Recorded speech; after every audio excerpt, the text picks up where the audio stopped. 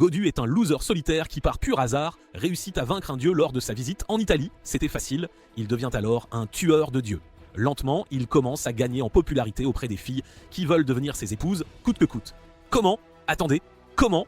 La vie de Godu consiste désormais à combattre les dieux qui sèment le chaos dans le monde avec l'aide d'Harim. Il a Creed. Godu arrive enfin en Italie pour rendre la tablette que son grand-père avait reçue d'une femme qui vivait là-bas. Alors qu'il se promène en ville, une fille arrive et lui demande de lui remettre la tablette, un couteau pointé sur lui. Godu pense qu'il va se faire agresser quand soudain, tous deux entendent un bruit assourdissant. Un sanglier géant apparaît de nulle part et la fille, Erika, lui demande de fuir pendant qu'elle s'occupe du dieu rebelle. Sa domestique, Ariana, arrive en voiture et emmène Erika vers le dieu rebelle. Le sanglier commence à détruire la ville et un morceau de débris vole vers eux, forçant Erika à sauter de la voiture et à utiliser ses pouvoirs pour se rapprocher du dieu rebelle. Elle utilise ses pouvoirs et sort une épée prête à affronter le sanglier de front. La première attaque d'Erika est bloquée par le dieu rebelle, ce qui lui fait réaliser que c'est très probablement une bête divine. Pendant qu'Erika est occupée à combattre le dieu rebelle, Godu décide de s'enfuir comme un lâche, il perd l'équilibre et tombe au sol. Cela lui fait perdre la tablette qu'il tenait, et un garçon se tenant à proximité s'en empare. Godu demande au garçon devant lui de se présenter et celui-ci l'informe qu'il est l'être le plus puissant qui vainc tous les ennemis, nommé Vere Tragnar.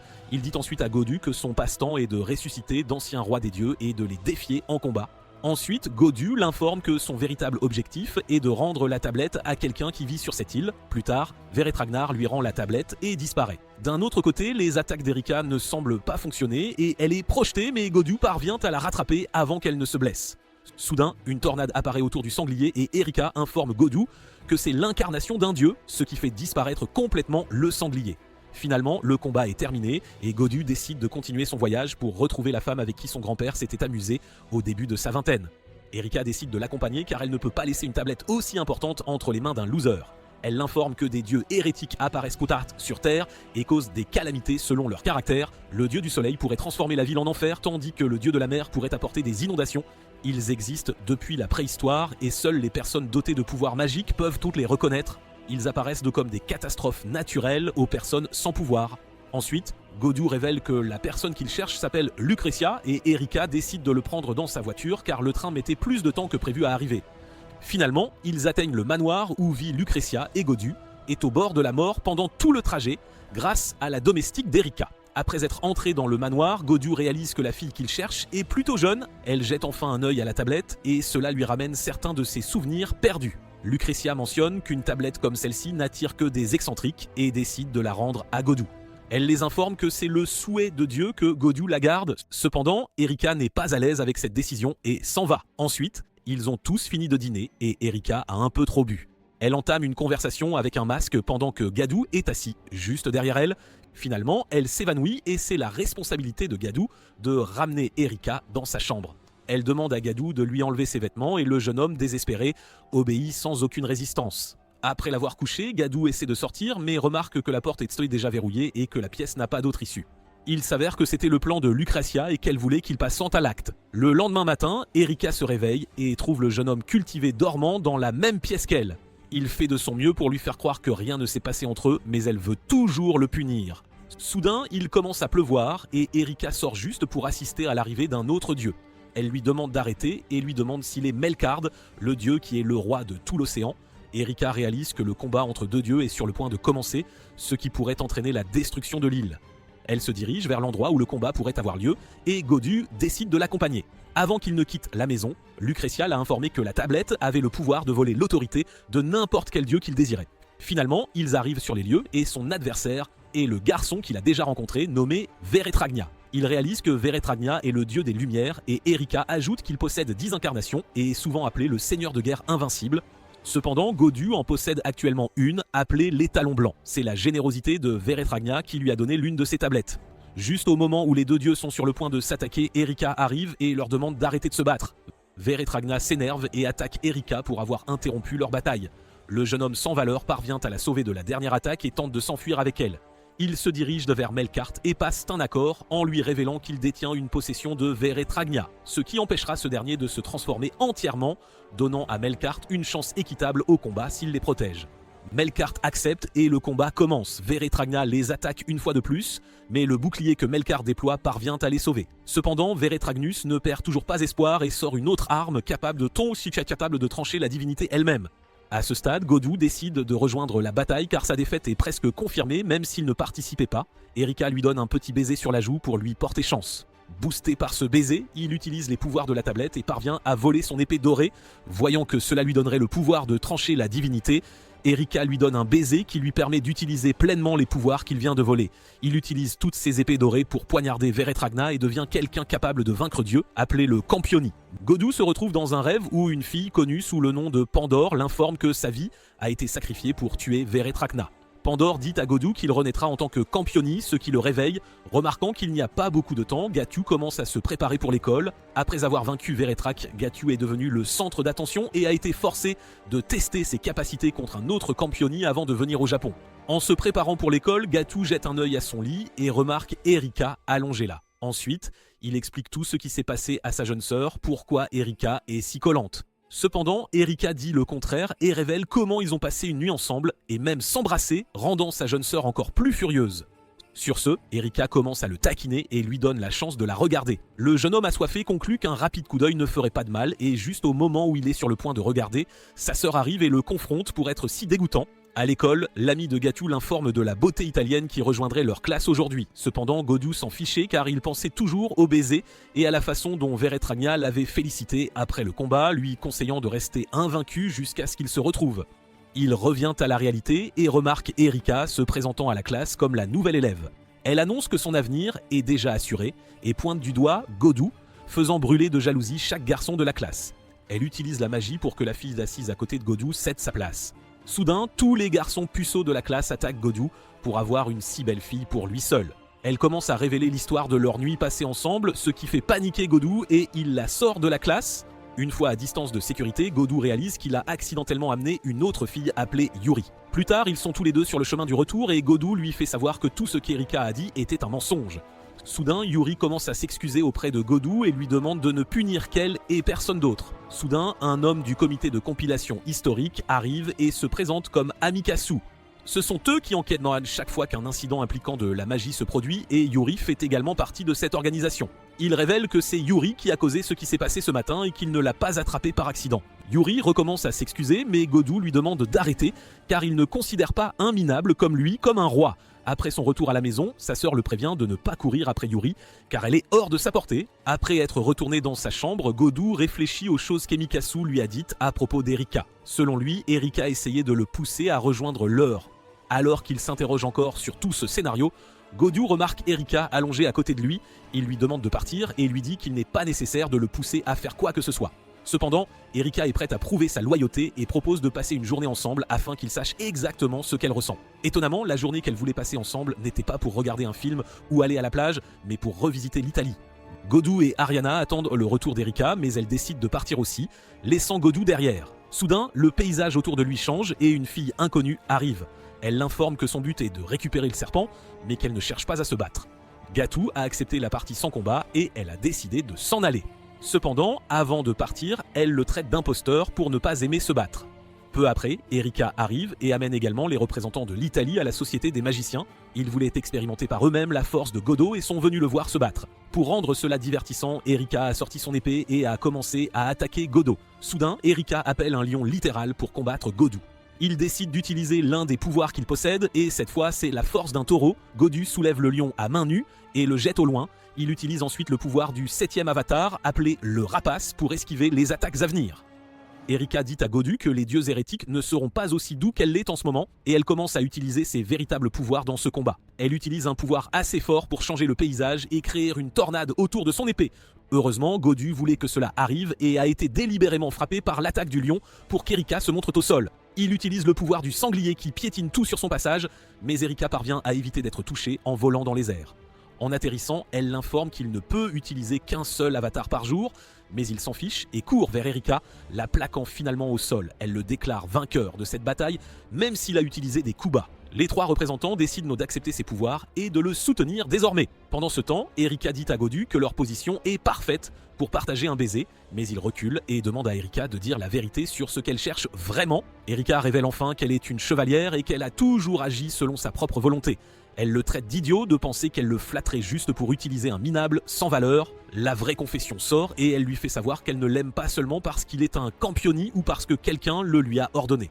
Ensuite, Erika a sorti une sorte d'objet métallique et l'a montré à Godu. Amikasu a rendu visite à Yuri au temple et lui a demandé d'enquêter sur quelque chose qui impliquait Godu. La chose semble très importante et Yuri ne peut pas croire que Godu prendrait part à quelque chose comme ça. D'un autre côté, Erika et Godu arrivent enfin à l'école.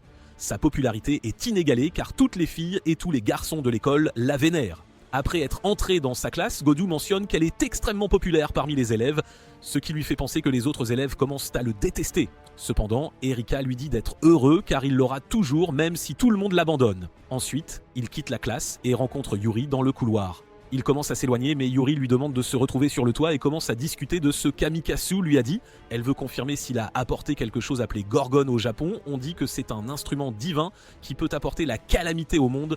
Cependant, il pense que Yuri parle peut-être de la tablette que son grand-père lui a donnée et l'informe qu'il ne l'a pas ramenée. Sur ce, elle commence à décrire sa forme et lui dit que cela ressemble à un métal avec un serpent dessus. Il a remis le métal que lui avait donné Erika et c'était le Gorgonine dont elle parlait. Elle devient furieuse et commence à le réprimander pour ne pas faire assez attention à son environnement. Elle lui dit ensuite que même de petites erreurs de sa part peuvent le mener à la fin du monde. La situation est grave car le Japon pourrait devenir le point focal de la prophétie. Yuri explique en outre que lorsqu'un certain dieu retrouvera sa vraie forme, leur monde sera attiré vers les enfers. La princesse Alice est celle qui a fait la prophétie et aucune de ces prophéties n'a encore été prouvée fausse. Le Gorgonine est la clé qui aidera à transformer un dieu ancien en quelque chose de beaucoup plus puissant. Godu prévoit de briser le Gorgonine, mais c'est impossible car il semble être protégé par une magie puissante. Peu après, leur conversation est interrompue lorsque la fille collante arrive et annonce que Godu est son jouet. Elle informe Yuri que seul un roi peut arrêter le dieu et qu'elle pariera sur le loser qu'elle aime. Plus tard, Yuri utilise la vision spirituelle et finit par trouver l'emplacement de l'ancien dieu qui est après les collines de la Gorgone. Cela conduit Erika et Godu à courir vers l'endroit où Dieu a été vu pour la dernière fois afin de la ralentir et d'éviter la calamité. Finalement, la déesse se révèle et Godu remarque que c'est la même fille qu'il a rencontrée en Italie auparavant. Elle se présente comme Athéna et veut aussi connaître son nom considérant que leur bataille pour le Gorgonion commencera bientôt. Elle ne compte pas le laisser partir cette fois car quiconque lui prend le Gorgonion est son ennemi. Erika sort enfin son épée et parvient à bloquer les attaques d'Athéna. Ensuite, elle piège Erika et se dirige vers Godu. Athéna a commencé à embrasser Godu et même si c'était une forme d'attaque, il a décidé d'en profiter au lieu de la repousser. Le pouvoir qu'elle a utilisé s'appelle les mots mortels de pouvoir, ce qui a entraîné la perte de conscience de Godu. Elle est sur le point d'achever Godu, mais Erika parvient à briser le piège et se jette sur Athéna pour l'attaquer. L'ancienne déesse ne semble pas confiante que quelqu'un comme Erika puisse la combattre, mais elle décide de s'en débarrasser quand même. Finalement, Erika parvient à infliger une coupure mineure à la main d'Athéna, mais elle guérit en un instant. Sur ce, Erika parvient à la piéger et saisit cette opportunité pour s'enfuir avec Godu. Pendant ce temps, Yuri s'enfuit avec le Gorgonine et rencontre Liliana qui demande à Yuri de le lui remettre. Cependant, elle refuse car c'est son travail de le sceller pendant qu'Erika et Godu essaient de retarder Athéna. Heureusement, Amikasu arrive au moment parfait et s'en va après avoir récupéré Yuri. Plus tard ce jour-là, Gatou reprend enfin conscience et se retrouve allongé sur les genoux d'Erika. Il s'excuse de lui avoir fait faire tout le travail difficile alors que c'est son travail de la protéger. Néanmoins, elle n'est pas satisfaite de simples mots et veut un avant-goût de lui, mais il refuse car ils sont dans un lieu public. Il réalise soudain que Yuri pourrait être en difficulté, mais Erika le calme, disant que Liliana pourrait être là pour veiller sur elle. À ce moment, ils peuvent donc soit laisser Athéna retrouver ses vrais pouvoirs et détruire le monde, soit faire de leur mieux pour l'arrêter par la force. Il prévoit d'utiliser l'épée dorée dans ce combat, mais il n'a pas assez de connaissances d'Oradon sur l'adversaire pour l'utiliser. Cependant, il existe une vaste quantité de connaissances d'Oradon sur Athéna qui pourrait prendre 100 jours si Erika essayait de les lui dire vocalement. La seule façon qu'ils ont est de transférer les informations d'Erika à Godu par le biais d'un baiser. Elle l'informe que le père d'Athéna est Zeus, tandis que sa mère, et c'est la déesse de la sagesse, Métis. Plus tard, Athéna s'est vue offrir la tête de Méduse, qui est devenue son bouclier et qu'elle porte toujours. Apparemment, Méduse fait aussi partie de la mère d'Athéna, c'est pourquoi Athéna était autrefois aussi appelée la déesse des serpents. Soudain, Godu arrête Erika et tous deux remarquent que le monde est lentement enveloppé de ténèbres. Cela leur fait réaliser qu'Athéna a déjà commencé à agir. De soudains nuages sombres commencent à envelopper la ville, ce qui provoque des embouteillages dans tout Tokyo. Eiri et Amikasu sont en route pour sceller le Gorgonine, mais se retrouvent donc coincés dans un embouteillage. Ils réalisent que les nuages sombres sont ce qu'ils appellent une nuit sans étoiles et que c'est l'œuvre d'Athéna. D'un autre côté, Athéna cherche toujours le Gorgonion et envoie ses hiboux pour marquer son emplacement exact. D'un autre côté, Godu et Erika sont en route pour combattre Athéna pendant qu'Ariana conduit la voiture. Godu remarque les hiboux volant autour de leur voiture, ce qui le fait douter qu'Athéna soit la déesse de la sagesse. Erika l'informe qu'il lui reste encore beaucoup à apprendre et propose de reprendre leur séance d'études, pas si normale là où il l'avait le laissé. Ariana commence à les fixer au lieu de garder les yeux sur la route. Soudain, quelqu'un appelle Godu et le sauve des griffes d'Erika. La plante est Yuri qui l'informe qu'ils ont réussi à sceller le métal, mais qu'Athéna semble se rapprocher de leur emplacement.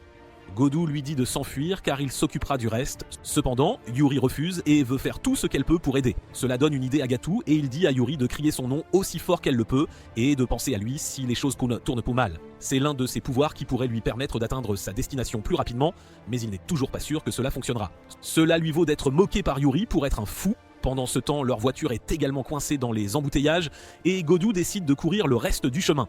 Erika réalise qu'il prévoit d'utiliser l'incarnation du vent lorsque Yuri l'appelle par son nom. Pendant qu'ils courent tous les deux, Erika félicite Yuri d'être une fille responsable et permet à Godu de l'avoir comme numéro 2. D'un autre côté, Athéna atteint enfin l'endroit où Yuri avait scellé le Gorgonéane et commence à briser le seau. Elle le brise sans faute et jette Yuri au loin, mais Liliana arrive au bon moment et défend Yuri de ses attaques à venir. Cependant, même elle ne peut pas tenir longtemps et finit par être touchée par ses attaques. Cela donne à Athéna la chance de récupérer le Gorgone et elle commence à en extraire le pouvoir instantanément. Le pouvoir de la Trinité et de la déesse qui règne sur les cieux, la terre et les ténèbres commencent à revenir à Athéna et elle jure de retrouver sa vraie version. Ensuite, elle est capable de se transformer entièrement, mais elle ne peut toujours pas manier le pouvoir correctement, temporairement. Soudain, Yuri se souvient de ce que Godu lui a dit et informe Athéna de la personne qui la vaincra. Elle devient curieuse et permet à Yuri d'appeler son nom, ce qui lui permet d'atteindre l'endroit en un instant. Athéna semble heureuse de le voir, faisant savoir à Godu qu'elle n'acceptera rien de moins que son ennemi juré. Soudain, Yuri commence à tousser et Athéna révèle qu'elle s'était baignée dans son vent de mort. Heureusement, Godu utilise les capacités de guérison de son épée dorée pour se débarrasser du vent de mort qui réside dans le corps de Yuri. Sur ce, Godu donne à Athéna une dernière chance de s'enfuir, mais décide de taquiner le roi débutant pendant un moment. Athéna commence par une attaque, mais Godu parvient à la bloquer facilement. Il demande à Erika de protéger Yuri quoi qu'il arrive. Avant que la bataille ne commence, Erika lui donne toutes les dernières informations par un baiser. Cela fait briller l'épée dorée et envoie Godu et Athéna dans son domaine personnel. Athéna semble impressionnée par lui et prévoit de tester lequel d'entre eux est le plus fort. Pendant ce temps, Yuri peut les voir à l'intérieur du domaine grâce à ses pouvoirs. D'autre part, Athéna se moque de Godu de ne connaître aucun mouvement de combat et appelle ses serpents géants pour dominer le faible. Cependant, Godu voulait qu'elle montre les serpents car elle est une déesse ayant des liens étroits avec eux. Il commence à mentionner son passé et attaque les serpents avec une épée qui la révèle, ce qui entraîne la défaite facile des serpents. Il révèle en outre que le serpent de la terre, l'oiseau du dieu de la mort et la sagesse féminine est une trinité qui est la forme la plus ancienne de sa divinité. Athéna en a assez de ses bavardages et décide de mettre fin à cette bataille en prenant le contrôle de son domaine. Heureusement, l'autorité de Godu l'emporte sur ses pouvoirs et il se jette sur Athéna pour l'attaquer. Elle parvient à le bloquer avec sa faux, mais Godu continue de commenter son passé, racontant comment une rébellion contre la reine centrée sur Zeus a éclaté. Cela a entraîné la réécriture des mythes et Athéna est devenue la fille de Zeus. Finalement, Méduse a été réduite à un monstre et Athéna a perdu sa forme de serpent pour devenir une simple et belle déesse. Plusieurs de ses épées commencent à attaquer Athéna en même temps et il frappe aussi le bouclier qui la protège tout en la traitant de reine déchue. Il parvient à briser le bouclier et tous deux retournent dans le monde originel. Elle a remarqué qu'il avait déjà utilisé les pouvoirs de l'épée dorée et que son prochain plan pourrait être d'utiliser le dieu perse du soleil. Godu commence à paniquer un peu car elle avait déjà découvert son atout. N'ayant pas d'autre choix, il pose l'épée dorée et appelle le fils immortel. Athéna dit à Godu de ne pas la sous-estimer et transforme sa faux en bouclier. Le fils immortel commence à attaquer Athéna et elle parvient à bloquer l'attaque avec son bouclier, mais ce n'est pas son plan principal. Soudain, Erika arrive et lui lance une lance qui a même le pouvoir de la transpercer. Godu lui lance la lance de toutes ses forces et finit par transpercer son corps, mettant enfin un terme à ce combat. Plus tard, Athéna l'accepte et demande à Godu de mettre fin à sa vie. Cependant, le bien-pensant la laisse partir, choquant tout le monde, y compris Erika, par sa stupidité. Une fois le combat terminé, Godu a découvert que tout s'était passé selon le plan d'Erika, car elle voulait s'assurer que Godu soit le seul campioni à vaincre Athéna. Le lendemain matin, tout le monde prend son petit déjeuner et les nouvelles montrent l'énorme trou causé par leur combat. Erika rassure Godu en lui disant que le comité de compilation historique couvrira l'affaire. Juste à ce moment-là, Yuri arrive et dit à Godu qu'elle n'hésitera pas à le prévenir dorénavant. Elle lui demande en outre d'arrêter d'être si affectueux avec Erika. Le lendemain matin, Godu se rend dans la chambre d'hôtel d'Erika et essaie de la réveiller pour l'école. Il remarque soudain sa culotte posée par terre, Erika commence à le taquiner et demande à Godu de lui mettre des vêtements. Bien! Il commence à suivre ses ordres sans réfléchir pour réaliser plus tard ce qu'il était sur le point de faire. Pendant ce temps, Yuri semble faire un rêve où Liliana sert un vieil homme que Yuri reconnaît. Elle continue de penser au rêve en préparant le petit déjeuner quand sa sœur apparaît et commence à manger ce qu'elle a préparé. La petite sœur de Yuri lui fait un pouce levé, lui faisant savoir qu'il pourrait risquer Gadou en utilisant son charme. Voyant que sa sœur aînée est un peu naïve, Hikari lui a fait la faveur de tout expliquer, ce qui a rendu Yuri folle. Sur ce, Hikari lui conseille que la boîte à lunch qu'elle prépare est trop petite pour un orphelin comme Godu. Elle finit par donner à Yuri une plus grande boîte à lunch, expliquant qu'elle pourrait être la femme de Godu si elle finit par servir le roi. Yuri n'a pas vraiment détesté l'idée et a continué d'y penser même en arrivant à l'école. Elle ouvre la porte de la salle de classe et voit Erika assise sur les genoux de Gatou, voulant passer aux choses sérieuses. « Je ne pense pas que tu aies les capacités pour ça, grand homme. » Elle commence à révéler ce qu'ils ont fait ce matin, surprenant tous les élèves présents dans la classe. Peu après, Yuri commence à confronter Erika pour l'avoir fait, même si elle est une dame de la famille Blendelly. Plus tard, la classe a un cours de sport et Erika semble s'amuser. Yuri arrive et demande à Godu si Erika joue si bien grâce à la magie, mais selon lui, Erika se bat toujours loyalement dans la vie quotidienne. D'autre part, Yuri mentionne qu'elle est terrible en sport et se vante d'avoir moins d'endurance que la personne moyenne. Ensuite, Erika arrive et demande à Godu d'être receveur car elle veut pratiquer ses lancers. Cependant, il refuse et les informe que son épaule a été blessée en jouant au baseball une fois et qu'elle n'a complètement guéri que grâce à son accession au trône. C'est la raison pour laquelle il ne joue plus, car il est injuste d'utiliser son pouvoir pour le baseball. Voyant qu'il ne bouge pas, Erika décide de défier Yuri et celle-ci finit par accepter le défi. Yuri gagnerait le défi si elle parvenait à frapper ne serait-ce qu'un des lancers d'Erika. Le défi commence enfin et Godu devient le receveur pour cette épreuve. Il permet à Yuri de profiter de ses pouvoirs et elle parvient à découvrir la direction générale des 3 balles. Réalisant qu'Erika prévoit de lancer de simples balles rapides, Godu lui conseille de frapper aussi fort qu'elle le peut. Cependant, ses coups sont embarrassants et elle manque la première et la deuxième balle. Pour la 3e et dernière balle, Godu demande à Yuri de frapper quand il donnera le signal. Yuri accepte et frappe la batte dès que Godu le lui demande, réalisant qu'elle parvient enfin à frapper quelque chose. Malheureusement, cette chose n'est pas la balle mais son visage. Ma déception est immense et ma journée est gâchée. Pendant ce temps, Emikasu travaille à l'endroit où le combat a eu lieu et remarque Liliana en train d'explorer les lieux. Elle part après l'avoir vue, ce qui fait penser à Emikasu qu'elle essaie de trouver quelque chose qu'Athena aurait pu laisser derrière elle. D'autre part, c'est enfin la pause déjeuner et Yuri révèle la grande boîte à lunch qu'elle a apportée après avoir écouté les conseils d'Hikari. Gatou et Erika sont surpris de voir à quel point la petite fille timide mange, mais elle dissipe le malentendu et révèle que le déjeuner est à partager. Après avoir goûté, Gatou semble apprécier le goût, ce qui pousse Erika à commenter qu'elle essaie d'élever le roi en lui remplissant l'estomac. Plus tard, Erika demande à Yuri si elle possède un smartphone et elle répond que non. Cela pousse Erika à demander à Godu d'aider Yuri à acheter un téléphone portable après l'école. Elle commence alors à forcer Yuri à en acheter un car le pays où ils vivent est plein de catastrophes dangereuses. Finalement, Erika mentionne à Yuri qu'elle pourra parler à Godu quand elle le voudra, et cela a suffi pour qu'elle accepte. Après le départ de Yuri, Erika dit à Godu qu'il veut faire de Yuri la sienne car son 6e sens, lui, est très bénéfique. Finalement, Godu emmène Yuri dans un magasin d'électronique après l'école pour acheter un nouveau téléphone portable. Yuri jette un coup d'œil à tous les téléphones et veut acheter quelque chose d'aussi simple que son premier. Elle remarque le téléphone de Gatou et décide d'acheter le même, lui demandant de lui apprendre tout ce qu'il y a à savoir sur le téléphone. Plus tard, Gatou commence à enseigner à Yuri les téléphones portables et elle est étonnée de voir qu'ils peuvent envoyer des numéros et des emails sans fil. Après plusieurs tentatives infructueuses, Yuri parvient à échanger son numéro avec Godu et ils testent son téléphone en s'appelant mutuellement. Ensuite, tous deux retournent chez eux et Godu reçoit un appel. Étonnamment, l'appelant est le soi-disant meilleur ami de Godu, Salvatore. C'est le même Campioni qui s'est entraîné au combat avec Godu lorsqu'il est devenu roi pour la première fois. Peu après, il informe Godu qu'un Campioni nommé Sacha est au Japon et lui suggère de le combattre. Cependant, Godu raccroche et pense qu'il n'est pas nécessaire d'affronter de tels adversaires dangereux. Pendant ce temps, Yuri prend un bain quand Liliana fait irruption dans le temple et la kidnappe. Plus tard, Yuri reprend enfin conscience et se retrouve devant Sacha. Il rappelle à Yuri l'expérience qu'elle a faite il y a 4 ans et l'informe qu'elle est sa propriété à partir de maintenant. D'autre part, Emikasu a une idée de ce qui est arrivé à Yuri et informe Godu à propos de Sasha. Godu accepte d'aider Emikasu et informe Erika que ce sera une bonne occasion de combattre Sasha.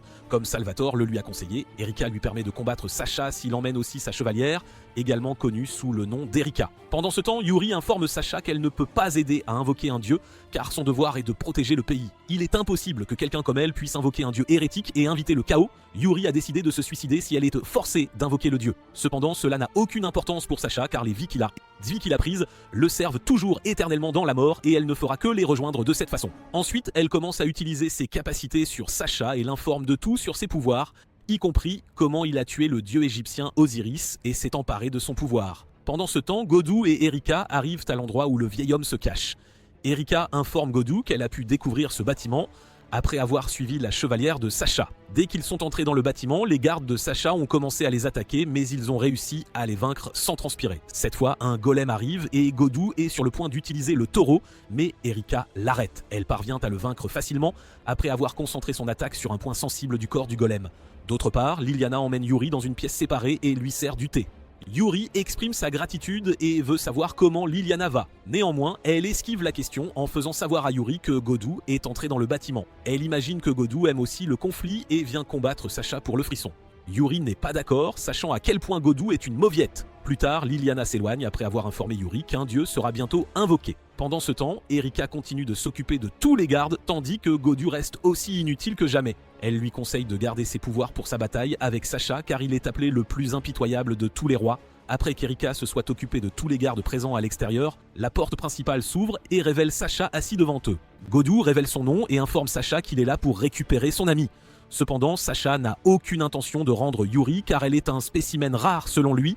Ensuite, il propose de la céder si Godu parvient à conclure un accord et à lui apporter quelqu'un d'équivalent à Yuri ou un dieu.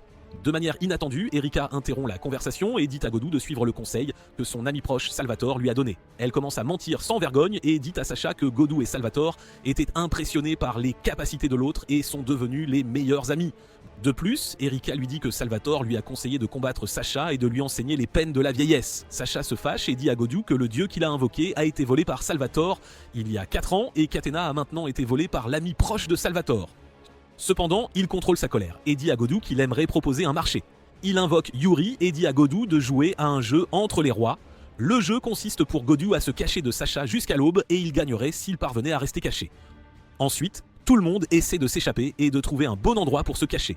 Erika dit à Godu que cette épreuve ne sera pas terminée tant qu'il n'aura pas affronté Sasha, car il cherche toujours plus de divertissement. Yuri demande à Godu de la laisser et de s'enfuir, car elle est la seule dont il a besoin. Erika révèle que l'incident survenu il y a 4 ans est assez célèbre à ce jour. L'incident impliquait que Yuri ait été forcé de sacrifier 30 personnes pour invoquer un dieu hérétique, et la seule raison pour laquelle elle a survécu était soit parce que ses pouvoirs étaient faux forts, soit parce qu'elle avait une chance folle. 30 minutes s'étaient déjà écoulées, le temps que Sasha leur avait donné pour se cacher. Ils ont tous remarqué le loup de Sasha qui commençait à suivre leur voiture. Yuri leur demande toujours de la laisser avec Sasha et de s'enfuir, mais Godu n'est pas d'accord, disant que c'est lui qui va abattre ce vieil homme. Godu dit en outre à Yuri qu'il n'abandonnera jamais un ami en difficulté. Erika décide de gâcher leur merveilleux moment en rappelant à Yuri qu'elle est censée être la femme de Godu, lui demandant de connaître sa place. Voyant que les loups se rapprochent de la voiture, Erika demande à Ariana de les déposer quelque part d'ouvert et de large. Elle les dépose à l'installation qui est déjà évacuée par le comité de compilation historique. Soudain, les loups les rattrapent et les encerclent complètement. Erika utilise sa capacité à multiplier son épée et à poignarder tous les loups en même temps. Cependant, la bataille ne se termine pas car Sasha décide de se montrer prêt à combattre Godu. Ensuite, Sasha invoque toutes les grandes âmes de chevaliers qu'il a rassemblées. Godu décide de contrer sa capacité en utilisant le pouvoir du soleil immortel. Même si l'attaque parvient à anéantir tous les chevaliers, Sasha se transforme soudainement en loup-garou et avale l'attaque du fils immortel. Tout le monde est surpris de voir une chose aussi puissante être facilement avalée. Erika s'élance pour s'occuper de tous les chevaliers que Sasha a invoqués, tandis que Godu réfléchit à un moyen de le vaincre. Finalement, il décide de se regrouper car sa priorité est aussi de protéger Yuri. Godu utilise l'incarnation du vent et s'enfuit avec Yuri. Erika essaie aussi de s'enfuir mais est confrontée par Liliana. Toutes deux sortent leurs armes et sont prêtes à s'affronter. D'autre part, Godu parvient à emmener Yuri à une distance sûre mais commence à ressentir de la douleur à cause de l'utilisation de ses pouvoirs. Yuri essaie de le soigner, mais cela ne fonctionne pas. Il s'avère que la magie ne fonctionne pas sur les rois, et la seule façon d'utiliser la magie est de l'injecter directement en eux. C'est pourquoi Erika l'embrasse toujours, au lieu d'utiliser sa magie d'autre manière. Ensuite, la douleur s'aggrave, et Yuri commence à lui masser la poitrine, informant Godu que sa mère faisait cela chaque fois qu'elle se blessait. Cela a rendu la douleur encore pire, car la fille qu'il aimait a commencé à le traiter comme son fils. Pendant ce temps, la bataille a commencé, et Erika et Liliana sont à égalité, se donnant du fil à retordre. Erika commence à l'attaquer en utilisant les capacités du lion, tandis que Liliana utilise ses capacités de vol pour esquiver les attaques à venir. Pendant que Gatou et Yuri contemplent les pouvoirs de Sacha, Yuri commence soudainement à utiliser ses pouvoirs et obtient des informations sur Sacha. Juste à ce moment-là, Emikasu arrive et les informe de la situation difficile dans laquelle Erika est prise. Pendant leur combat, Erika dit à Liliana qu'elle n'ira pas avec Sacha de son plein gré. Liliana répond que c'est entièrement la faute d'Erika d'être allée après Godu, car cela a donné à son grand-père l'idée de forcer sa propre petite fille à devenir l'épouse d'un roi. Au même moment, Yuri arrive sur les lieux et demande à Liliana d'arrêter d'aider le gars qui leur a apporté la tragédie il y a 4 ans. Soudain, une forte rafale de vent fait voler un panneau de signalisation vers Yuri, mais Liliana parvient à lui sauver la vie à la toute dernière seconde. Après avoir fini de protéger Yuri, Liliana se précipite vers Erika pour l'attaquer, mais s'arrête soudainement quand Erika mentionne son bureau de chambre. Elle commence à citer des passages du roman que Liliana a écrit, la faisant crier de honte. Au final, Erika propose d'oublier le roman si Liliana décide de devenir sa meilleure amie, ce qui donne à Liliana l'idée de simplement cacher le secret en l'éliminant. Cependant, la rusée a déjà écrit sur le roman dans son rôle et tout le monde finira par le découvrir si elle trouve la mort. N'ayant pas d'autre choix, Liliana est forcée d'arrêter de combattre Erika. Ensuite, Gatou demande d'informer Erika de tout ce qu'elle a vu en utilisant ses pouvoirs. D'autre part, Sacha est toujours au même endroit et parle à ses loups de compagnie comme un idiot. Sa conversation à sens unique est interrompue par Godu qui arrive sur les lieux, prêt à combattre le vieil homme une fois de plus. De plus, Liliana démissionne de son poste de chevalière de Sacha tandis que Godu avertit Sacha de ne toucher aucun de ses camarades. Sacha s'enflamme et se transforme à nouveau en loup-garou et Erika en profite pour embrasser Godu et lui transférer toutes les informations qu'elle a découvertes grâce à Yuri. Cela permet à Godu d'utiliser l'épée dorée et il emmène Sacha dans son domaine. Il explique que c'était le dieu des loups avec une affinité pour l'obscurité, la terre et le soleil éclatant que Sacha a éliminé pour acquérir ses pouvoirs. Une fois à l'intérieur du domaine, Godu attaque Sacha avec toutes les épées présentes. Il parvient à vaincre l'incarnation du loup, les ramenant dans le monde réel et transformant Sacha en humain. Ensuite, le deuxième round de la bataille commence et Sacha commence à utiliser une autre de ses incarnations, ce qui lui permet d'invoquer une armée de morts vivants. Liliana et Erika rejoignent la bataille et disent à Godu qu'ils doivent tenir jusqu'au lever du soleil car ce sera la fin de cette bataille. Pendant ce temps, Yuri fait une autre vision et conseille à Godu de refaire son épée. Il essaie de s'y mettre mais l'épée refuse de se transformer. Erika informe Yuri que le petit cerveau de Godu n'a pas assez de connaissances sur Osiris, l'incarnation que Sacha utilise actuellement. Cela donne à Yuri l'idée de transférer des informations en embrassant Godu. Elle lui donne enfin un baiser, ce qui fait que l'épée change enfin de forme. Il ramène Sacha dans son domaine et commence à attaquer l'armée des morts vivants avec ses épées transformées.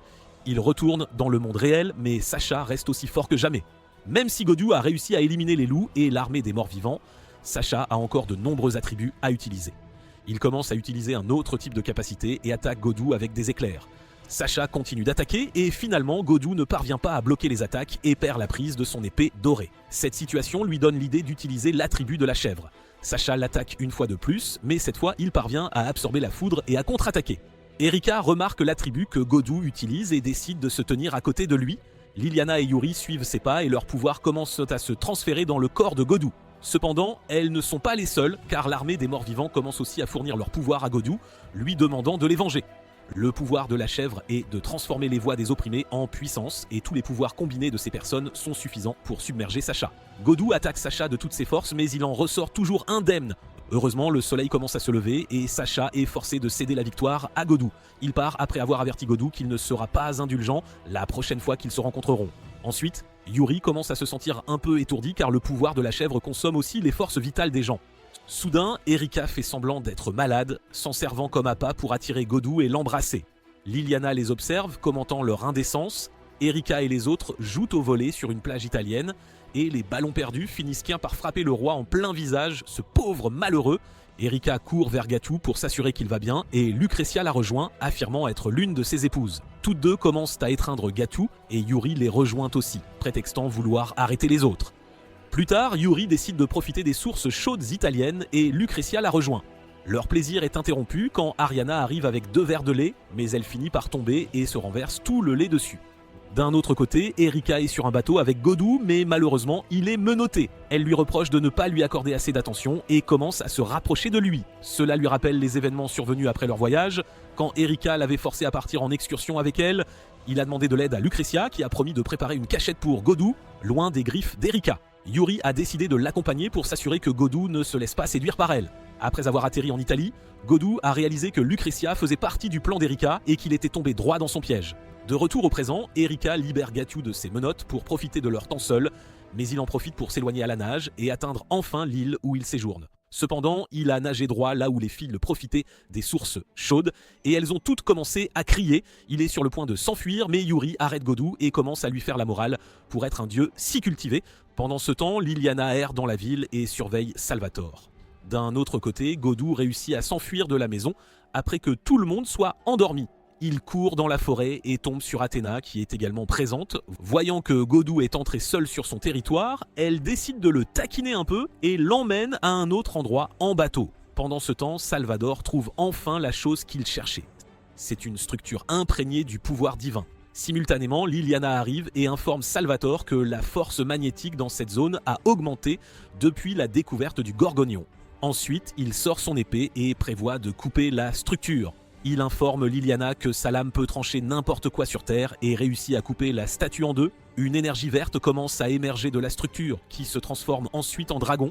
Athéna et Godou ont également remarqué l'arrivée du dragon et selon elle, c'est plus une bête divine qu'un dieu. D'après Athéna, le problème principal est l'apparition d'un dieu perturbateur attiré par le pouvoir du dragon. Le dieu commence à attaquer le dragon, le faisant s'écraser au sol. Liliana atteint le site de l'impact et tombe sur le dieu qui se présente comme Persée, le légendaire tueur de dragons. Liliana demande de ne pas tuer le dragon car cela pourrait faire dépérir la terre environnante. Cependant, il s'en moque éperdument et informe Liliana que personne ne peut l'empêcher d'accomplir ses devoirs. Persée rassemble son pouvoir et est sur le point de porter le coup de grâce, mais il est bloqué par les pouvoirs d'Athéna. Elle se moque de Persée pour avoir dérangé un simple dragon alors qu'il est lui-même un dieu. Ensuite, Athéna absorbe le dragon et se prépare à combattre Persée. Cependant, Godou leur demande de ne pas se battre ici car leur affrontement pourrait causer des destructions massives en ville.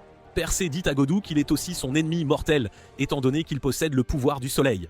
Le petit dieu profite de cette occasion et dit à Godou de combattre Persée, car c'est une excellente opportunité d'entraînement pour lui. Heureusement, Liliana utilise ses pouvoirs pour s'envoler et emmener Godou avec elle. Après avoir atteint une distance de sécurité, elle informe Godou que Salvatore est responsable de toute cette épreuve. Ensuite, Liliana lui demande d'élaborer un plan pour vaincre Persée, et Godou souhaite obtenir plus d'informations sur lui. Liliana propose de transférer l'information par magie, mais il refuse, disant que la magie normale n'affecte pas les rois. Elle force Godou à lui dire comment faire, car rien n'est plus humiliant pour elle que d'être surpassée par cette femme horrible, ou mieux connue sous le nom d'Erika. Néanmoins, elle panique en apprenant que le moyen magique est un baiser. Par la suite, Persée arrive, chevauchant un Pégase. Liliana décide de combattre Persée et se jette sur lui pour l'attaquer, mais il parvient à arrêter son assaut sans la moindre faille. Godou profite de cette occasion pour appeler le sanglier qui se met à courir en les portant tous les trois sur son dos. Il utilise cet état de confusion pour courir vers Persée et le jette du sanglier. Malheureusement, Persée parvient à revenir, chevauchant son Pégase, et réussit à sceller l'incarnation de Godou. Il commence à les attaquer avec des arcs et Godou utilise l'une de ses autorités pour atteindre une super vitesse. Les pouvoirs de Persée restreignent à nouveau son autorité et il en profite pour attaquer Godou avec un arc. Persée réussit à le toucher au cœur et Godou tombe au sol, incapable de combattre davantage. Après avoir touché Godou avec le premier arc, Persée est sur le point de l'attaquer à nouveau, mais Athéna arrive et le repousse. Elle dit à Persée de laisser Godou vivre car il est sa proie.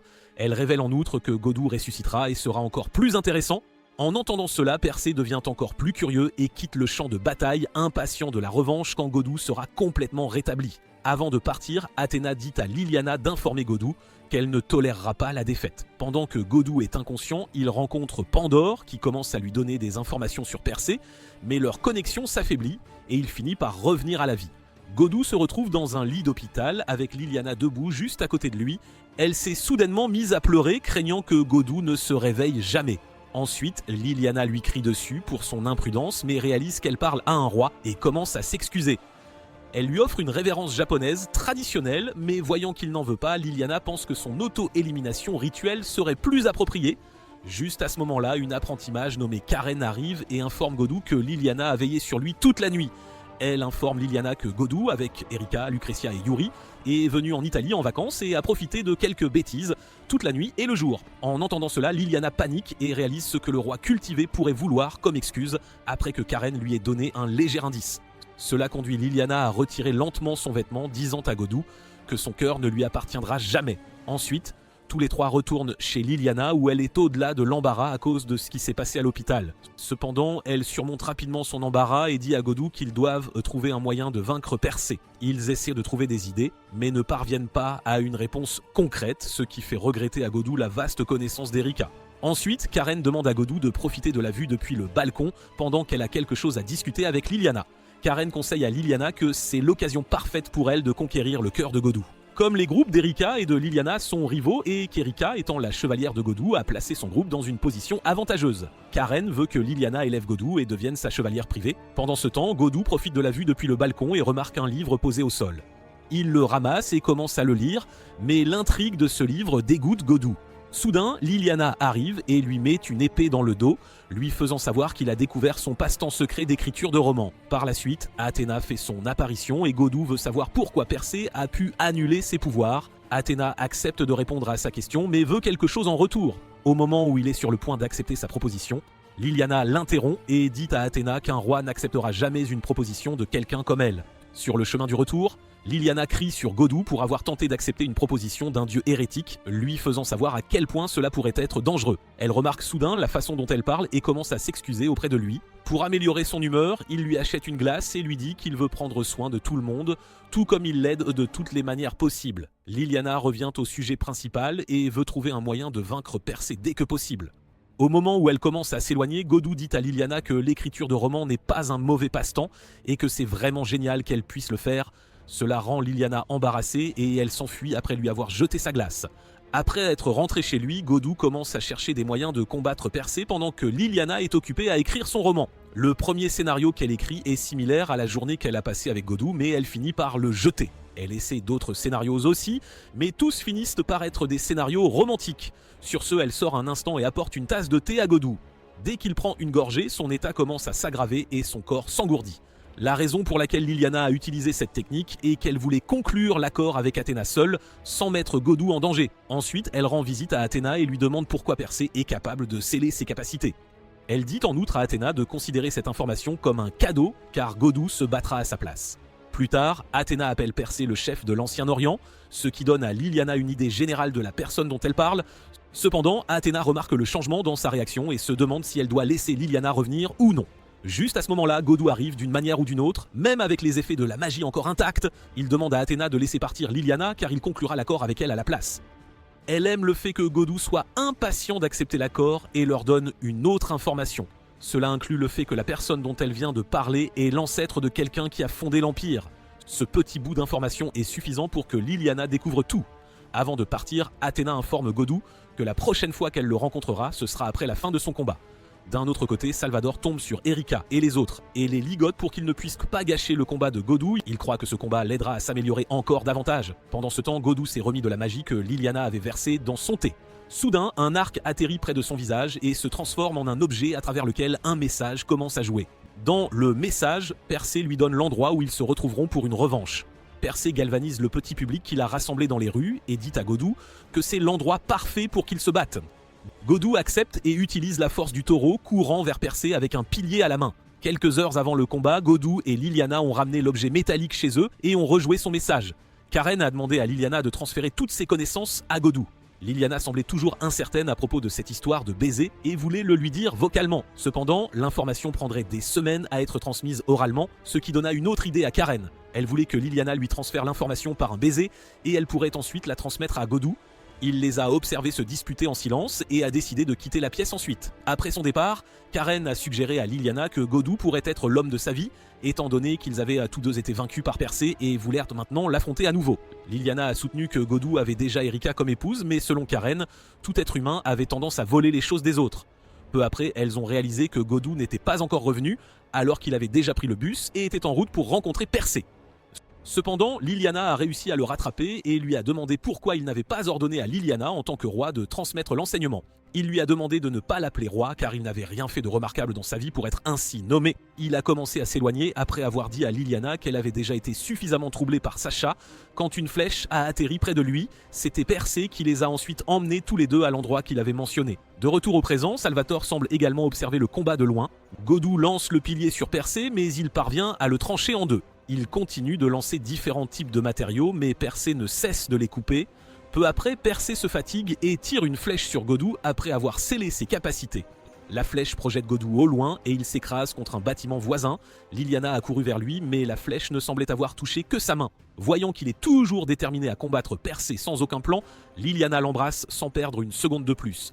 Liliana lui dit qu'elle sera sa chevalière à partir de maintenant et demande à Godou de l'embrasser aussi. Il ne manque pas cette occasion en or et l'embrasse. Finalement, Liliana commence à partager les informations et tous deux passent un bon moment pendant que Persée les attend sur scène. Finalement, sa patience s'épuise et Persée est sur le point de tirer une autre flèche sur Godou, mais une lumière vive commence à briller et Godou parvient à emmener Persée dans son domaine. Ensuite, Godou l'appelle Mithras, l'ancien dieu perse de la guerre qui servait le dieu soleil. Il tire plusieurs épées sur Persée, mais celui-ci parvient à les abattre toutes avec ses flèches. Plus tard, Godou se crée un bouclier avec les épées et commence à attaquer Persée avec les autres, réussissant à briser le bouclier qui protégeait Persée. Il rassemble ensuite toutes les épées pour en faire une géante, tandis que Persée lui tire une flèche. Heureusement, Godou parvient à maîtriser la flèche et à briser l'autorité de Mithra. Ils retournent tous deux dans le monde réel et Persée commence maintenant à se battre avec une épée. Il plaque Godou au sol et lui transperce le bras avec l'épée.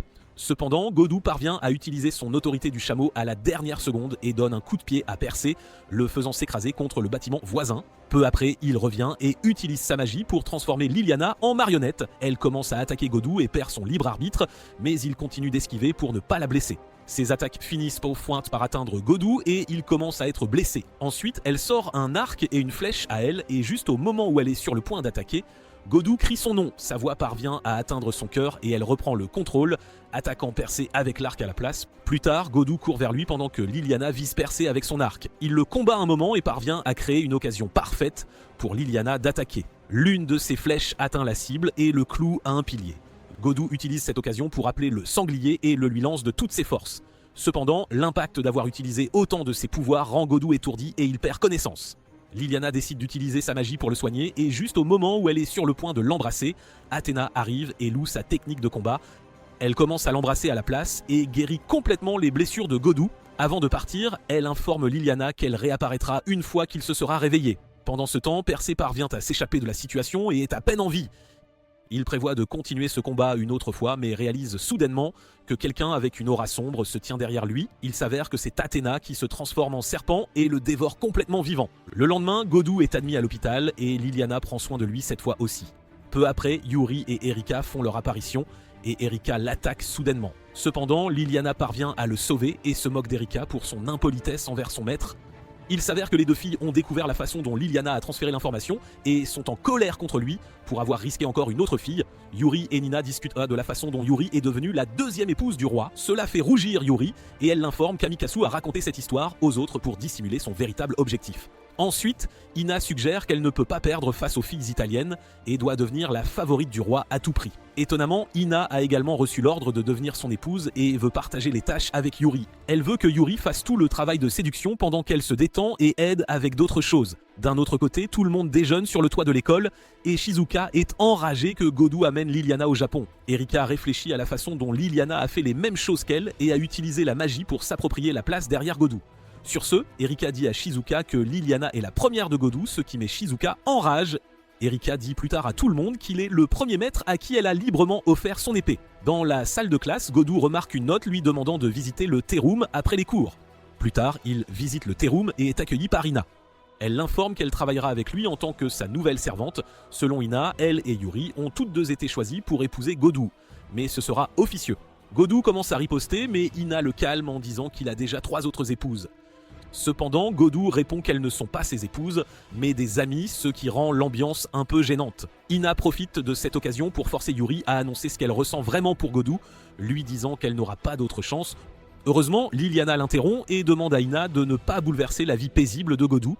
Ina répond qu'elle veut seulement mettre les choses au clair, traitant Liliana de numéro 2. Cela fait penser à Liliana qu'Ina considère Erika comme plus forte qu'elle et elle est d'accord. Selon Ina, même si elles sont toutes deux des combattantes égales, Les capacités d'Erika en tant que chevalière sont bien meilleures que celles de Liliana. Juste à ce moment-là, Erika arrive dans la pièce et emmène Ina à part pour lui parler en privé. Ensuite, ils attendent tous qu'Erika ait fini sa conversation privée et Godu suggère d'aller manger ensemble après son arrivée. Malheureusement, Liliana et Yuri déclinent son offre et s'en vont.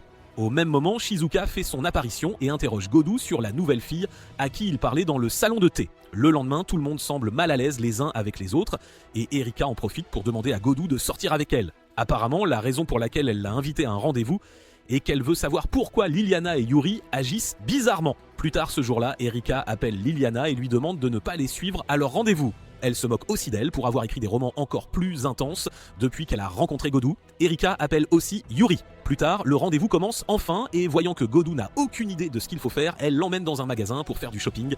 Elle en essaie un et demande à Godu si elle l'aime. En entendant cela, il rougit et parvient à trouver un endroit pour leur rendez-vous. Tous deux se promènent et mangent diverses choses, mais cette fois, Erika veut aller quelque part qui n'est pas lié à la nourriture. Erika remarque la tour brisée qui a été endommagée pendant le combat de Godu. Elle l'informe que tous les autres lieux sont également encore en construction et elle aime la façon dont il a laissé sa marque partout dans le monde. D'un autre côté, Liliana a rendu visite à Yuri et celle-ci était anxieuse concernant leur rendez-vous. Yuri mentionne qu'il les a appelés ses amis, mais ajoute qu'il considère un ami comme quelqu'un de spécial. Pendant ce temps, au lieu de faire quelque chose d'amusant, Erika le force à visiter tous les sites où il a mené des batailles, mais elle les considère comme des monuments historiques. Après, elle le réprimande pour avoir appelé ami des gens avec qui il se bat, lui conseillant de bien choisir ses mots. Même si les mots n'ont pas beaucoup de sens pour Erika, elle veut quand même entendre le roi la complimenter, c'est important pour elle. Soudain, Ina apparaît et informe Godu du combat en tête-à-tête qu'elles vont avoir. Erika accepte le défi et décide de l'affronter. Dès qu'Ina sort son épée, Yuri remarque qu'elle est sur le point de se battre et court vers l'endroit très vite. Le combat entre les deux commence et Godu leur demande d'arrêter, mais elles ignorent toutes deux les paroles du soi-disant roi. Selon Ina, un roi japonais ne devrait avoir qu'une épouse japonaise, et c'est pour cette raison qu'elle veut éliminer Erika. Peu après, Erika décide elle aussi de prendre ce combat au sérieux et fonce vers Ina, mais toutes deux s'arrêtent soudainement. Étonnamment, Godu s'est interposé entre elles, annonçant qu'il ne voulait pas que quiconque soit blessé, et cela inclut Ina. Ces remarques bienveillantes excitent encore plus Ina, et la puissance de son épée commence à augmenter. Ina utilise des pouvoirs divins, et Erika informe Godu qu'elle est une mage d'avènement encore plus rare que Yuri, capable de faire circuler des pouvoirs divins dans son corps. Elle est sur le point d'attaquer Erika à nouveau, mais Godu parvient à l'arrêter, ce qui provoque l'ouverture d'un portail sous ses pieds, l'engloutissant entièrement. Ina commente qu'il est fort probable que son grand-père ait emmené Godu aux enfers. Erika décide de se retirer du combat pour l'instant et saute aussi dans le portail. Et Ina la suit également. D'un autre côté, Shizuka regarde la télévision tranquillement quand Athéna s'écrase dans leur maison et demande si Godu est là. Godu est enfin arrivé aux Pays-Bas et a vu une petite maison devant lui. Il a été invité à entrer, où un vieil homme l'a salué. Il se présente comme Susanoo, le gardien d'Héras. Pendant ce temps, Athéna visite la maison de Godu et commence à sentir l'oreiller, commentant que ça pue comme Godu. Après, Shizuka interroge Athéna sur sa relation avec Godu, et elle répond que même si elle n'est pas sûre elle-même, tout ce dont elle se souvient, c'est d'avoir révélé son plan à Godu. Cela fait paniquer Shizuka, pensant à ce que son frère a bien pu faire. Pendant ce temps, Erika et Ina se battent toujours aux Pays-Bas. Erika est forcée d'utiliser beaucoup de mana juste pour fonctionner, tandis qu'Ina se porte très bien grâce à l'aide de son grand-père. Elle présente ensuite son épée comme Aim no Murakumo et attaque Erika, ce qui semble être trop pour elle. Erika réalise que son grand-père n'est autre que Susanoo, le dieu hérétique. Elle décide de prendre les choses au sérieux pour récupérer Godu le plus vite possible, tandis qu'Ina pense toujours qu'un roi japonais ne devrait avoir que des épouses japonaises. D'un autre côté, Godu a une conversation avec Susanoo qui révèle qu'il a pris sa retraite et s'est installé aux Pays-Bas. Il révèle en outre que Pandore l'a sûrement invité aux Pays-Bas auparavant, mais il semble avoir du mal à s'en souvenir. Soudain, toutes les informations sur Susanoo commencent à apparaître dans son esprit et il appelle inconsciemment l'épée dorée. Susanoo le taquine, offrant à Godu de se battre, mais révèle plus tard qu'il n'a aucune intention de le faire car il est déjà à la retraite. Après, Godu interroge Susanoo sur Ina et Erika et il l'informe qu'elles se battent et qu'Erika ne tiendra pas longtemps, ajoutant qu'il est capable de les transporter à leur emplacement après les avoir imaginés dans son esprit. Pendant ce temps, Erika semble toujours en difficulté et mentionne qu'elle aurait pu éviter de la combattre par le passé, mais elle veut savoir car sa vie s'est considérablement améliorée après être devenue la chevalière de Godu. Entendre cette déclaration rend Ina encore plus excitée et elle offre son corps à Aim no Murakumo, la rendant encore plus puissante. L'épée d'Ina commence à absorber le mana d'Erika et elle est incapable de se battre davantage. D'un autre côté, Liliana et Yuri arrivent à l'endroit où elles se battaient et Yuri utilise sa vision spirituelle pour trouver toutes les informations sur leur localisation. La seule façon pour Liliana de se rendre aux Pays-Bas et via une potion, mais elle ne semble pas l'avoir pour l'instant. C'est alors qu'Amikasu arrive et propose de les aider. Il veut que Godu revienne dans ce monde le plus vite possible, compte tenu de tous les phénomènes étranges qui se produisent partout dans le monde. Pendant ce temps, Godu arrive au moment parfait et parvient à sauver Erika de l'attaque d'Ina. À ce stade, le corps d'Ina a été complètement pris par Aem no Murakumo, mais Godu parvient à utiliser l'épée dorée grâce aux informations qu'il a sur Susanoo. Cependant, Aem no Murakumo remarque que le corps d'Ina a été endommagé et décide de se retirer, conseillant à Godu de s'occuper d'Erika au lieu de le combattre. L'état d'Erika a empiré et ne semble s'améliorer en aucune façon. Godu décide de rendre visite à Susanoo pour demander de l'aide, mais il ne parvient pas à visualiser l'endroit dans son esprit et est transporté à un autre endroit. Malheureusement, le petit cerveau de Godu ne peut pas se souvenir de la demeure de Susanoo et a complètement perdu de vue sa destination. D'un autre côté, Shizuka commence à interroger Athena sur sa relation avec Godu. Elle répond que Godu a brûlé son corps fragile et a utilisé sa force massive pour percer son cœur. Cela fait paniquer Shizuka encore plus, c'est terrible. Soudain, elles ont toutes deux remarqué les phénomènes étranges qui se produisaient dans le monde, ce qui a poussé Athena à partir. Pendant ce temps, l'état d'Erika n'a fait qu'empirer et, selon elle, ses minutes dans ce monde sont comptées. Elle commence à lui dire de bien prendre soin de toutes les autres épouses, ce qui pousse Godu à se demander pourquoi elle se soucie autant de lui. Erika révèle qu'elle était tombée amoureuse de lui au moment où il a sauté pour protéger les gens et combattre Veretragna sans hésitation. Cette déclaration touche son cœur et il commence à embrasser Erika, la rendant heureuse de quitter ce monde avec un souvenir joyeux. Cependant, la rage dans le cœur de Godu commence à le submerger et il se met à crier qu'il ne veut pas accepter cette réalité chaotique. Soudain, il est téléporté dans un autre royaume où une personne lui conseille d'écraser l'irrationalité des dieux. Godu accepte et prend le pouvoir que la personne lui offre. Il retourne aux Pays-Bas et demande à Erika si elle sera prête à rester à ses côtés, même si le monde s'écroule ou si tous les dieux deviennent ses ennemis. Erika remarque que Godu a acquis tous les attributs de Veretragna et promet de rester à ses côtés quoi qu'il arrive. Après cela, il décide d'injecter sa protection divine en Erika et recommence à l'embrasser. Finalement, il parvient à injecter la protection divine et Erika commence à ressentir son pouvoir. D'un autre côté, Yuri et les autres réussissent à créer un portail vers les Pays-Bas. Liliana prévoit d'ouvrir la voie vers le plan astral et veut que Yuri entre aux Pays-Bas pour récupérer Godu et Erika. Il apparaît à nouveau devant Godu et Erika propose de se battre cette fois. Elle utilise les pouvoirs de sa protection divine et commence à dominer Aim no Murakumo. Pendant ce temps, Ina reprend conscience et remarque qu'elle est absorbée par Aim no Murakumo. Cependant, Godu prévoit de la sauver et fonce sur la tête d'Aim no Murakumo, parvenant à sauver Aimé. De manière inattendue, les Pays-Bas commencent à se fissurer et tous les trois sont transportés de nouveau dans le monde réel. Aim no Murakumo est absorbé par quelqu'un qui est la version opposée d'Athéna. Godu révèle que l'autre Athéna qui se tient devant eux s'appelle Métis. Susanoo en a parlé à Godu aux Pays-Bas, expliquant comment elle veut avaler tout le ciel et plonger tout dans l'obscurité. Yuri réalise que c'est le vrai projet car il ne s'agit pas d'Athéna mais de Métis. Elle commence à attaquer tout le monde avec des éclairs et Athéna arrive aussi sur les lieux. Métis sort son arme et attaque Godu, voulant jouer un peu avec lui. Heureusement, Athéna parvient à le sauver et Erika révèle que Métis est un serpent qui dévore l'acier. Elle conseille ensuite de s'enfuir avec Athéna car si Métis parvient à avaler Athéna, le monde sera condamné, c'est certain. Erika, Liliana et Ena décident de rester et de combattre Métis pendant que Godu récupère ses forces. C'est alors qu'Ariana et Amikasu arrivent et ils montent dans la voiture avec Athéna. Eiri décide également de rester et prévoit d'aider les autres de toutes les manières possibles. Métis commence enfin à les attaquer et Erika bloque son attaque en utilisant les pouvoirs de protection divine. Pendant ce temps, Amikasu prévoit d'emmener Godu et Athéna au mont Fuji, car le pouvoir protecteur spécial du sanctuaire peut cacher leur présence un instant. Il mentionne également qu'Athéna semble avoir perdu ses souvenirs. Il révèle aussi qu'une partie d'Athéna réside en Gorgonéane et a pris l'apparence de sa mère. Cette apparence est ce qu'ils appellent Médée, et elle prévoit d'engloutir tout et d'apporter la destruction à ce monde. Afin de réaliser son rêve, elle doit absorber Athéna. D'un autre côté, Erika semble bien se défendre contre Métis. Cependant, Liliana et les autres rejoignent également la bataille, considérant qu'elles ne veulent pas que la blonde s'attribue tout le mérite, pas du tout. Pendant ce temps, Athéna et Godu arrivent enfin au mont Fuji, et ses pouvoirs sont enfin revenus. Athéna demande à Godu si elle est une déesse, et il répond que les dieux sont des créatures enfantines, agressives et pures. Parfois, il lui semble plus humain que les humains eux-mêmes, à tel point qu'il considère même certains d'entre eux comme ses amis. Cependant, leur douce conversation prend fin lorsque Métis fait son apparition. Il demande à Athéna de rester en arrière pendant qu'il combat Métis seul. Métis l'attaque sans aucun avertissement et Godu utilise le pouvoir du taureau pour bloquer l'attaque avec un rocher géant. Elle se jette sur lui, mais il utilise sa vitesse super rapide pour toutes les esquiver jusqu'à ce que ses pouvoirs deviennent instables et qu'il soit touché par l'une de ses attaques. Après, il utilise l'incarnation d'un chameau et donne un coup de pied à Métis avec tout ce qu'il a, mais cela ne lui fait que peu ou pas de dégâts. Métis parvient à porter une attaque brutale à Godou et à Athéna aussi, quand elle court pour le vérifier. Heureusement, Athéna profite de cette occasion pour retenir Métis pendant que Godou utilise le pouvoir du fils immortel pour l'attaquer.